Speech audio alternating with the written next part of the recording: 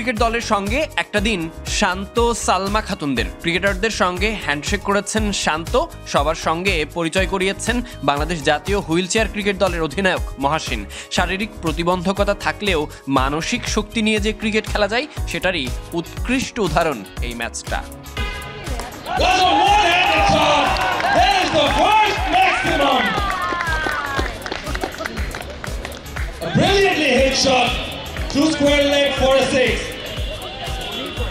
বিশ্বে ডিজেবল ক্রিকেটারদের জন্য হুইল চেয়ার ক্রিকেট হয়, হুইল চেয়ার আন্তর্জাতিক ক্রিকেট টুর্নামেন্টও হয়। এই কষ্টসাধ্য ব্যাপারটাকে যে সাধ্যে আনা যায়, আরও সহজ করা যায়, জাতীয় দলের সাবেক থেকে বর্তমান নারী ক্রিকেট দলের সালমা খাতুন কিংবা নাজমুল হোসেন শান্ত সেটাই যেন উপলব্ধি করেছেন। শান্ত আবেগ আপ্লুত হয়েছেন, এখান থেকে অনুপ্রেরণা খুঁজেছেন। আমি অনেক সময় খেলা দেখি, ওনাদের যখন ম্যাচ হয় আমি দেখি, আমি মাঠে আমি ঠিক প্লেয়ারটার নাম জানি না, মাঠে এরকম ডাইভ দিতে এর আগেও আমি দেখেছি। সো আজকে আবার সামনাসামনি একদম লাইভ দেখলাম, সো অবশ্যই মুগ্ধ করে এবং পার্সোনালি আমার মনে হয় যে আমি নিজে অনেক মোটিভেটেড। প্রত্যেকটা মানুষের সমান অপরচুনিটি পাওয়াটা খুব ইম্পর্টেন্ট। যারা খেলেন বা খেলছেন তারা এই ডিফিকাল্টিসটা আসলে মনে করেন না। আমার কাছে মনে হলো যতটুকু খেলা দেখলাম আমি, সবাই হাসি মুখে খেলছেন, এনজয় করছেন। সো দেখে খুব ভালো লেগেছে, বাট এটা খেলাটা অনেক ডিফিকাল্ট ছিল। ইউএনডিপির আয়োজন যেন ক্রিকেটারদের মিলন মেলা। সেখানে জাতীয় দলের তারকারা এসেছেন, সেই আনন্দে ওরা আত্মহারা। সবাই সেলফি তুলেছেন, গল্প করেছেন।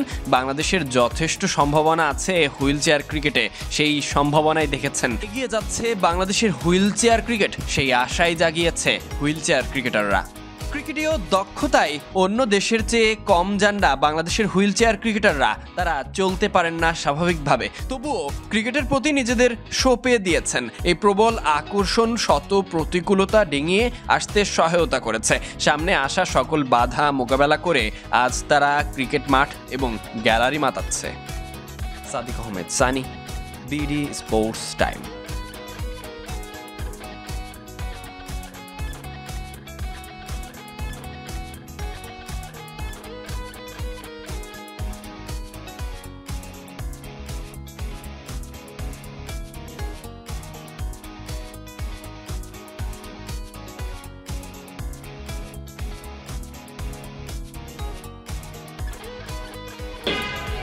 That's a one-handed shot. That is the first maximum. A brilliantly hit shot. Two square leg for a six.